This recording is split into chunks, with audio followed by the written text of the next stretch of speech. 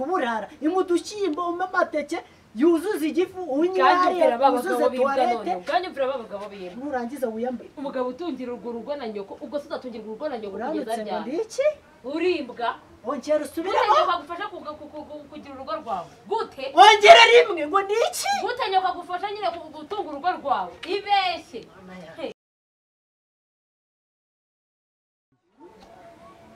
uravuga nyine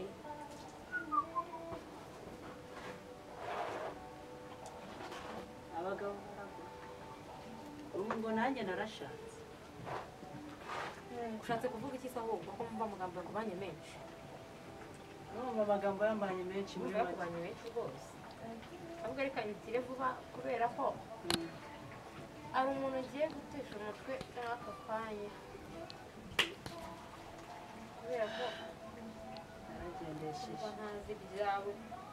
hanyuma wiyahuza urugambo wagira ngo hari ubugambo ari bwo buzatunga urugo ushatse kuvuga ko ubugambo ari bwo ngira gusa ushatse kuvuga ko tugejeje aya masaha ntitwari twarya nta cyayi twanyweye mu gitondo yirinze mu kanya yari ari gukomanga hano wirirwa wicaye ahangaha ufite ubugamba bakisiga ngo bagiye wowe uri ikimuga ku buryo utakigaburira nanjye niyo mpamvu nafashe umwanzuro ngiye kugenda ngenda buri munsi maze ndebe shogoshera maze urebe ko ngiye kamasa ndi bupfa ndagenda sorry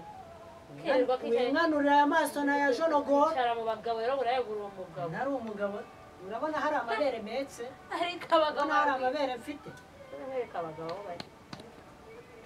ugiye kwicuruza wamburanye iki wa mugore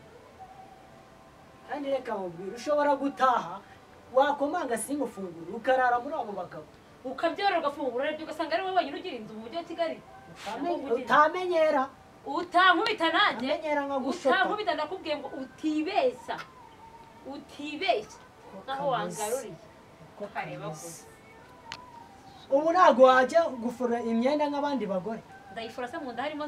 harimo zeru hariya nta bishyimbo birimo ibishyimbo nyine njya kurya ibishyimbo by'umubaga naturutse iwacu ntabirya ko numva noneho washenze washinkoye n'amateke arimo ugize umukiga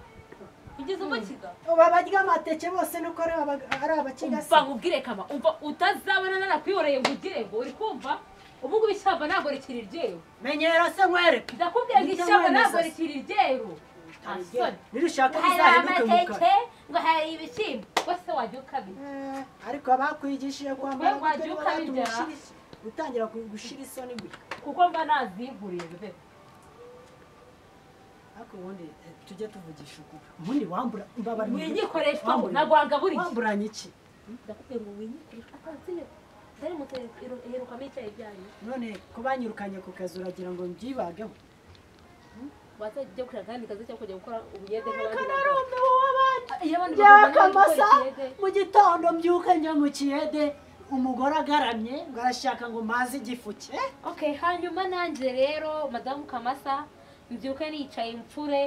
nkorope nindangiza nje mu isafuriya njye ibishyimbo n'amateke kwa nini nibe nawe wabibonye uzi abantu baba babibuze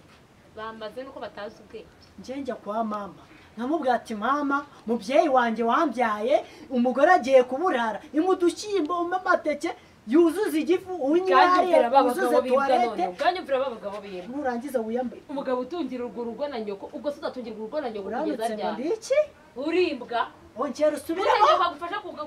kugira urugo rwawe gute ongera rimwe ngo ni iki gute nyoko agufasha nyine gutunga urugo rwawe ibeshye mana yanjye ibeshye ngiye kwicunga ubu noneho ndakubwiye ngo ibyanjye nawe turaje twongere tubisubiremo